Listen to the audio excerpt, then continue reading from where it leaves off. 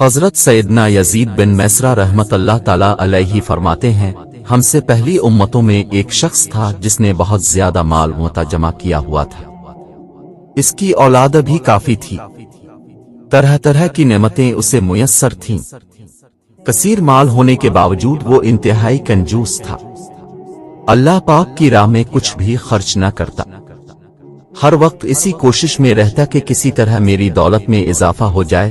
جب وہ بہت زیادہ مال جمع کر چکا تو اپنے اب سے کہنے لگا، اب تو میں خوب عیش و عشرت کی زندگی گزاروں گا۔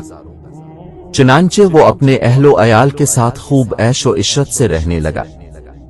بہت سے خدوم ہر وقت ہاتھ باندھے اس کے حکم کے منتظر رہتے۔ الغرض وہ ان دنیاوی آسائشوں میں ایسا مگن ہوا کہ اپنی موت کو بالکل بھول گیا۔ ایک دن ملک الموت حضرت سیدنا عزرائیل علیہ السلام ایک فقیر کی صورت میں اس کے گھر آئے اور دروازہ کھٹکھٹایا۔ غلام فوراً دروازے کی طرف دوڑے اور جیسے ہی دروازہ کھولا تو سامنے ایک فقیر کو پایا۔ اس سے پوچھا، تو یہاں کس لیے آیا ہے؟ ملک الموت علیہ السلام نے جواب دیا، جاؤ اپنے مالک کو باہر بھیجو، مجھے اسی سے کام ہے۔ خادموں نے جھوٹ بولتے ہوئے کہا، وہ تو تیرے ہی جیسے کسی فقیر کی مدد کرنے باہر گئے ہیں۔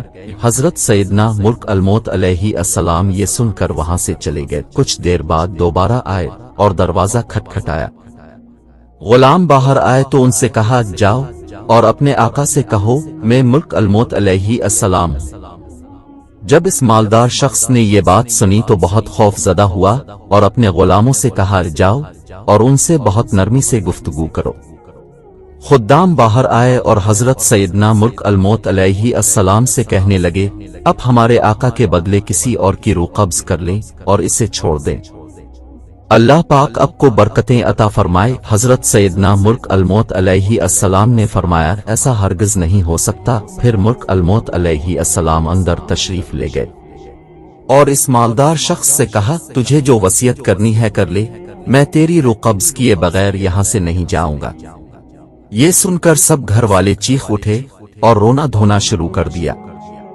اس شخص نے اپنے گھر والوں اور غلاموں سے کہا، سونے چاندی سے بھرے ہوئے صندوق اور تابوت کھول دو اور میری تمام دولت میرے سامنے لے آؤ۔ فورائے حکم کی تعمیل ہوئی اور سارا خزانہ اس کے قدموں میں ڈھیر کر دیا گیا۔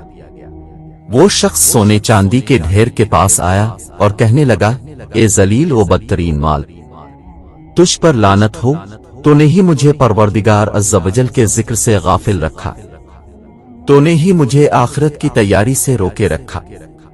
یہ سن